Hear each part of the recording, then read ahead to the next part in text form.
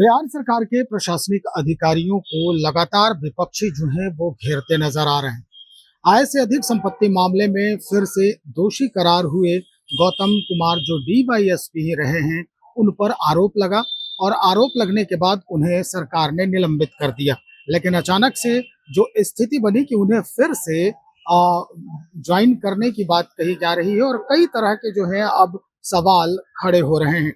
शक्ति सिंह यादव हैं और आरजेडी के मुख्य प्रवक्ता हैं और उन्होंने जो आरोप लगाया है कि आखिर ये भ्रष्टाचार का पारितोषिक जो है वो सरकार अधिकारियों को क्यों दे रही है। हम सीधा सुनवा रहे हैं शक्ति यादव क्या कुछ कह रहे हैं इस पूरे मामले को लेकर। वर्तमान राजनीतिक परिस्थितियां हैं, जो सामयिक स्थिति है,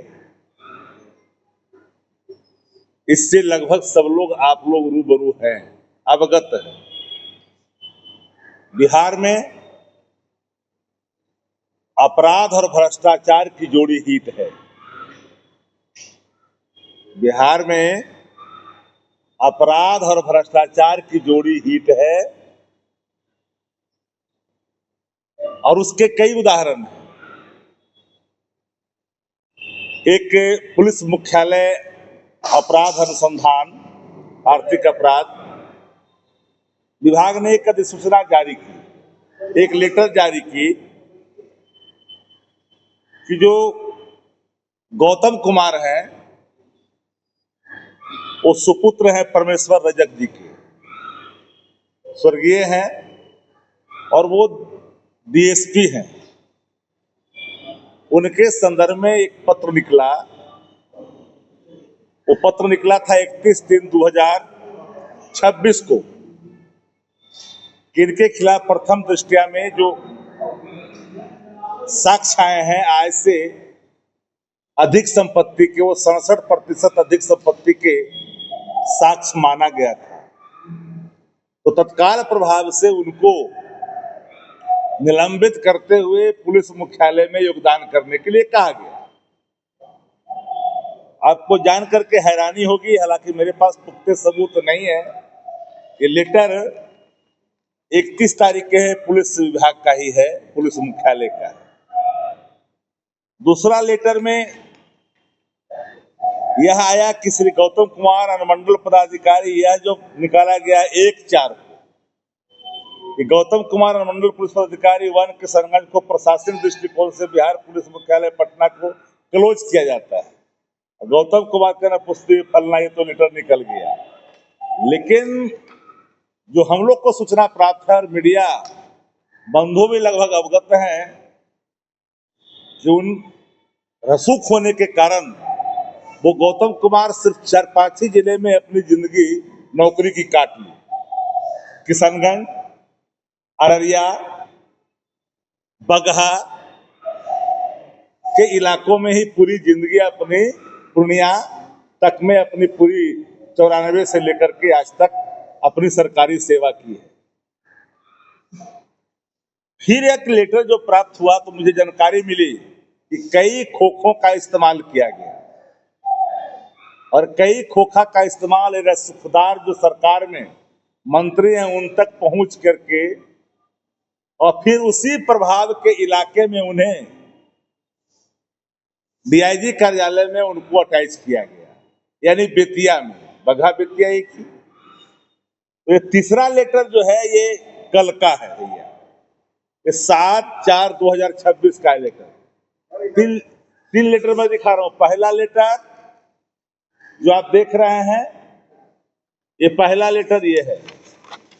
पहला लेटर जो मैंने आपको दिखाया पुलिस विभाग का है, आर्थिक अपराध प्रभाग का है। दूसरा लेटर ये है जो उनको क्लोज कर करके जिन्हें वहां प्रभार दिया गया। और तीसरा लेटर की जल्दबाजी, कौन सी ऐसी स्थिति आन पड़ी कि इन्हें उन्हीं इलाकों में पुनः अटैच कर दिया गया जिन इलाकों में वो अभी तक काम करते रहे, रसूख के इस्तेमाल करते रहे और रसूखदारों से अपने संबंध स्थापित करके उनकी चर्चाएं आम ये है कि 4 पारो घराना को उन्होंने रखा है। देवदास की भूमिका में भी है, डीएसपी के साथ साथ देवदास की भूमिका में है, चाहे वो नेपाल हो, चाहे वो दार्जिलिंग हो, चाहे वो गुवाहाटी हो या ये किशनगंज हो, उस भूमिका में वो है। ये चर्चा सरेआम है। लेकिन एक चर्चा जो पटना के गलियों में जो गूंज रहा है, वो चर्चा ये है कि एक बड़े सरकार में जो ओहदेदार हैं, उन तक कई खोखा पहुंचने के बाद इनको पुलिस मुख्यालय में जो अटैच किया गया था, उनको पुनः उसी श्वास नली में भेज दिया गया है, जहां वो अभी तक ऑक्सीजन लेकर करके इन सारे कारनामों को करते रहे। तो मेरा सीधा आरोप ये है कि जो बिहार में जो हिट जोड़ी है, वो भ्रष्टाचार का और अपराध का है, और ये सारे भ्रष्टाचार संपोषित हैं। और मैं तो अब यह भी नहीं कह सकता कि इसके भीष्म पितामह नीतीश कुमार जी, क्योंकि नीतीश कुमार जी अब है नहीं। सत्य यह है कि उनके पास अब वो स्थिति न सोचने की, समझने की अब नहीं है। वो तो अब जा रहे हैं। आज 1:30 बजे उनका प्रस्थान है, डिपार्चर है दिल्ली के लिए। उनके जो कंधाधारी हैं, उनको ले आने आए हैं, पुष्पक विमान पर ले जाएंगे, यात्रा कराएंगे, दिल्ली ले जाएंगे, शपथ करवाएंगे। 5-6 तो लोग हैं उनके यहाँ जिन्होंने जनता दल यू को अंतिम कब्रगाह तक पहुंचाने का संकल्प लिया है। वो बोल रहे हैं कि मुख्यमंत्री के तौर पे सम्राट चौधरी ही काबिल है इस बार, अगर सत्ता परिवर्तन। हर व्यक्ति को लगता है, हर के समर्थक को लगता है कि मेरा ही व्यक्ति मुख्यमंत्री बने। लेकिन एक तस्वीर को फाड़ दिया गया है। कौन सा तस्वीर है वो? किनका? दोनों पोस्टर चौधरी का जो लगाया गया। सम्राट चौधरी जी को मैंने, मेरे ट्वीट को आप लोगों ने देखा नहीं। जनता दल यू दोहरे राजनीति का चेहरा दिखाना चाहती है। वो चाहती है कि मैं पीपुल परसेप्शन ये बनाऊं कि मैं सम्राट चौधरी को चाहता हूं, और दिल्ली में भारतीय जनता पार्टी के शीर्ष नेतृत्व को मैसेज भिजवा दिया गया है, कम्युनिकेट करवा दिया गया है कि ये मंजूर मुझे नहीं है। जनता दल यू के कुछ जो सी ग्रेड के लीडर हैं, जिन लोगों ने नया कोरा जो रॉ मटेरियल ला करके इनको मूर्ति बना कर रखा है, राजनीति कोई बुढ़वा गुड़िया का खेल नहीं है। ये आए और चले गए, अब प्रस्थापित हो गए। पहचान होती है, जनमानस इन चीजों को तय करती है। ला करके खड़ा कर दिए, मान लिया ठीक है, परिवारवाद को चिवा गए, अपनी आइडियोलॉजी को खुद चिवा गए। हमको कोई किसी प्रकार का राग द्वेष नहीं। मैं तो इस बात का पक्षकार हूं कि किसी का बेटा, किसी का बेटी, कोई भी हो, अगर राजनीति में आता है, वो सेवा करता है, जनता उसको आशीर्वाद देती है, कोई परिवारवाद नहीं है। लेकिन जो लोग ये झूठा स्वांग रचते थे, उनके चेहरे बेनकाब भले ही हुए हैं। जब तक काम करता रहा तब तक तो ठीक था। अब तो काम ही नहीं कर रहा, एंटीना ही काम नहीं कर रहा है, टावर ही काम नहीं कर रहा है। नहीं, सवाल है कि भारतीय जनता पार्टी के प्रदेश कार्यालय के बाहर सुबह में पोस्टर लगाया जाता है, सम्राट चौधरी मुख्यमंत्री बने, इसकी मांग की जाती है, और फिर कुछ देर बाद दोनों पोस्टर को फाड़ दिया जाता है। भाजपा कार्यालय के अंदर 2 गुटें चल रही है। एक वो लोग हैं जो चाहते हैं कि आयाती को आयात ही रहने दिया जाए। वो कदापि आयाती को मुख्यमंत्री के तौर पर नहीं देखना चाहते। जो मूल उनके पेरेंट संगठन है आरएसएस, उससे जो संबंधित लोग हैं, उनको मुख्यमंत्री के रूप में चाहते हैं। लेकिन चूंकि संघर्ष किया, इतनी गालियां पड़ी लालू जी को, अवार्ड तो मिलना चाहिए। इतना गाली देने के बाद भी अगर भाजपा अवार्ड नहीं देगी, क्योंकि वहां गाली देने की संस्कृति को बढ़ावा दिया जाता है। जितने इस देश में गरिहंड प्रवृत्ति के नेता हैं, वो उन स्थानों पर काबिज हैं जो बड़े पद हैं। चाहे वो असम से लेकर के बिहार तक की बात कहिएगा तो कोई अलग नहीं पड़ेगा, समानता में दिखेगी। तो सब डिक्शनरी में है, जिनके शब्दकोश डिक्शनरी से खोजने पर नहीं मिल पाते हैं। जेडीयू में नीरज जी इकलौते ऐसे नेता हैं जो किसान कुमार के लिए लड़ाई लड़ रहे हैं। नीरज कुमार पार्टी के प्रवक्ता है। पार्टी के प्रवक्ता पर क्या बोल रहा है? पार्टी के संरक्षण में अपना काम कर रहे हैं। उनको लग रहा है कि चुनाव बगल में है, वो नहीं उतना करेगा तो वो समर्थक से वोटवा देगा। लगेगा कि उसके साथ ही भी घुस गया तो काहे करेंगे ऐसा काम। लेकिन तेज प्रताप यादव जी अपने छोटे भाई को तंज नसीहत दे रहे हैं, केरला में जो बयान दिए थे। जो संबंधित सवाल नहीं हो, हम अपनी पार्टी से संबंधित हो सर। आपको एक बात हमेशा याद रखिए, विपक्ष सत्ता का दर्पण होता है और दर्पण में जो चेहरा दिखता है उसके सत्ते पर कोई दाग नहीं लगता। जो दर्पण से चिढ़ता है उन सत्ता पर लगातार आरोप भी लगते हैं, दाग भी लगते हैं। तो संसदीय लोकतंत्र का यही खूबसूरती है। धारियों की पहचान जनता दल यू के कार्यकर्ताओं के मन मस्तिष्क पे छाया हुआ है, वो नाम किसी से छुपा हुआ नहीं है।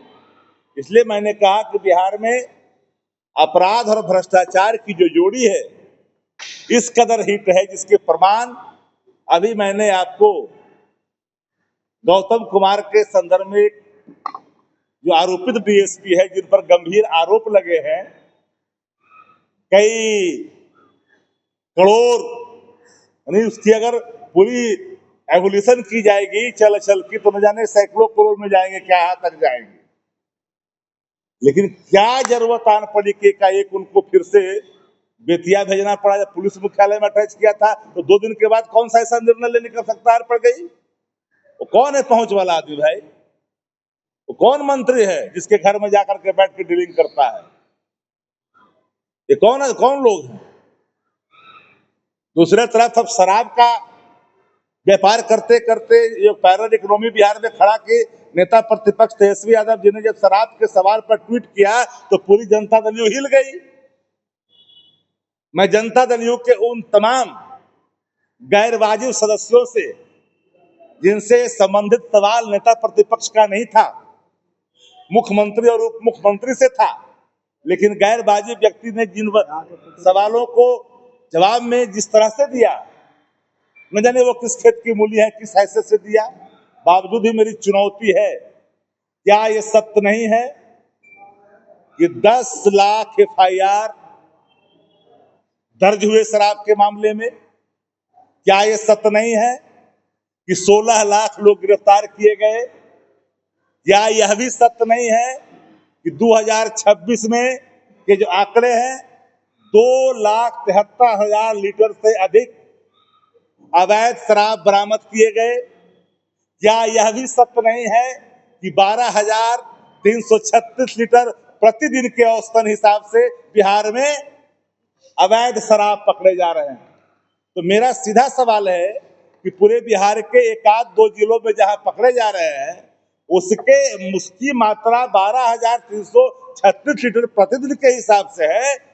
अगर पूरी अवैध कारोबारों को अगर देखेंगे तो कल्पना करिए कि कितना बड़ा एक पैरेलल इकोनॉमी है। और ये पैरेलल इकोनॉमी कोई एक व्यक्ति का नहीं है, सिंडिकेट है। और सिंडिकेट का संरक्षक कोई दूसरा नहीं, वो सरकार है, सरकार में बैठे लोग हैं। मैं कहना चाहता हूं मुख्यमंत्री जी के या सत्ता में जितने मंत्री हैं, विधायक हैं, सत्ताधारी दल के विधान पार्षद हैं, कसम खा करके बेटा बेटी, नाता नतनी, पोता पोती सबका कसम खा करके मंदिर में कहे कि क्या बिहार में अवैध शराब बिक रहे हैं कि नहीं, सत्ता का संरक्षण प्राप्त है कि नहीं। मंदिर में हेल करके जितने सत्ताधारी जनता दल के है मंत्री विधायक MLC, उनके पोता पोती, नतनी नाती, भगना भगनी जितना है सब मिलकर के उठाए और कसम खाए कि क्या ये सत्य है कि नहीं कि बिहार में एक पैरेलल इकोनॉमी है कि नहीं। आप क्या कर रहे हो भाई? आप लोग को सदा स्मरण नहीं है, विस्मरित हुए होंगे, हम नहीं भूले हैं। शराबबंदी लागू ही हुए थे, जनता दल यू का एक प्रखंड अध्यक्ष हरनौत में पकड़ा गया था। आप लोग को जानकारी है कि नहीं? हम इन बातों को जानते हैं। वहां के एक्साइज सुप्रिंटेंडेंट को बदल दिया गया। ये है रसूख सत्ता का, ये है रसूख सत्ता का। अस्थामा में प्रखंड अध्यक्ष पकड़े गए, इंस्पेक्टर बदल दिए गए, ये है रसूख सत्ता का।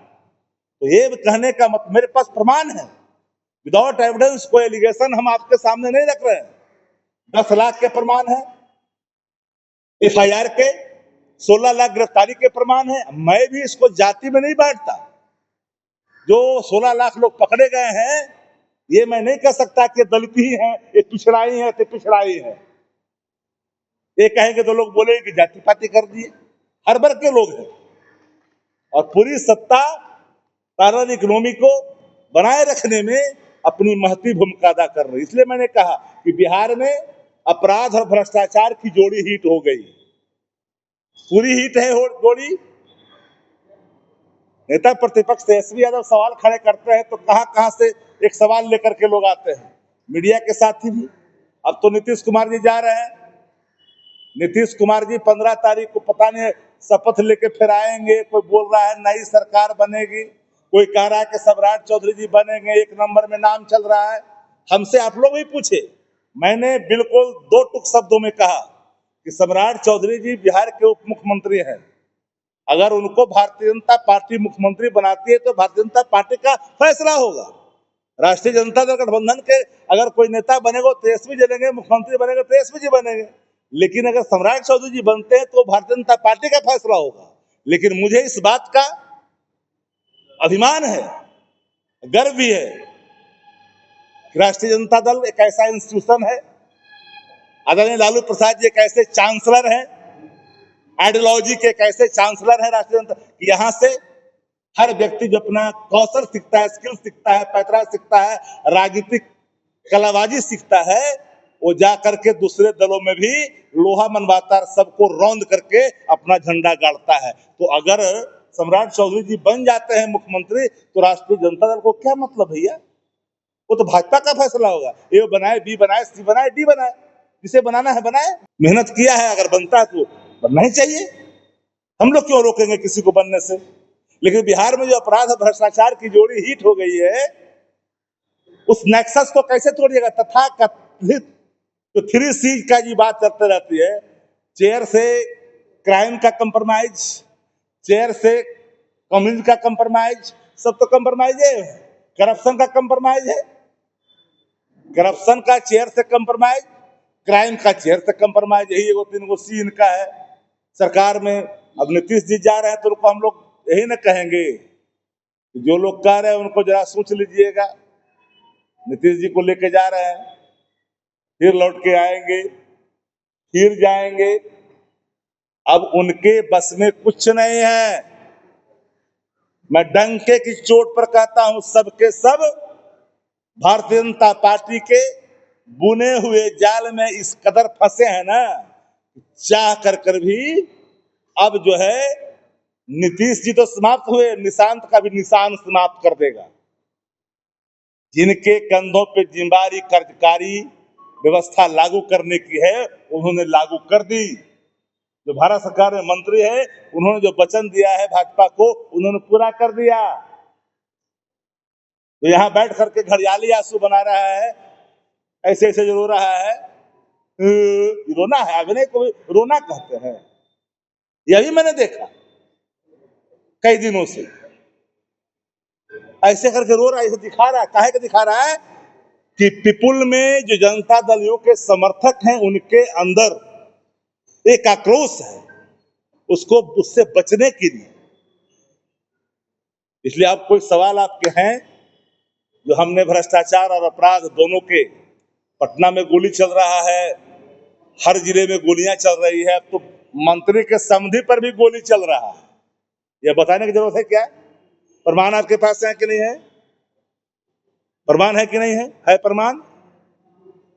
इसलिए और कोई अगर सवाल है जो लगता है तो आप पूछ सकते हैं।